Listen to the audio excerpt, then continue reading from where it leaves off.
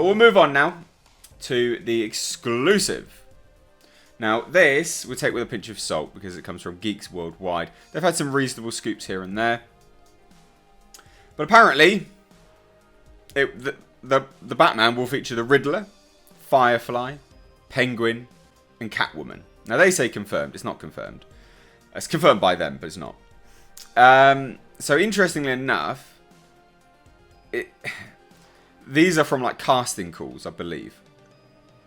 So, it says, first up is the Riddler. Likely the main villain, who will be a criminal mastermind in Gotham City who takes delight in incorporating riddles and puzzles into his schemes, leaving them as clues for the authorities to solve. Yeah, I mean, absolutely. Of course. That is the Riddler, is it not? Could also be Joker, kind of. I mean, the riddles obviously gives it away, but, you know, puzzles and things to solve. It's kind of Joker-esque.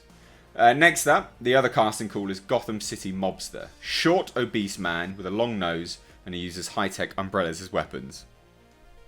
It's the Penguin. Catwoman will also be in the film as a Gotham City burglar. Wears a tight one-piece outfit. Oi, careful now, guys. Can't say that. Oi. The Womans will be annoyed. Reeves wants an actress of any ethnicity between the ages of 20 and 30. Another villain that will show up is a professional arsonist known as the Firefly. He attempts to burn all the places that he lacked the privilege to go as an orphan child. The Hollywood Reporter and Justin Kroll at Variety previously mentioned that Penguin and Catwoman may appear. Yeah, we've heard this. These are long rumours.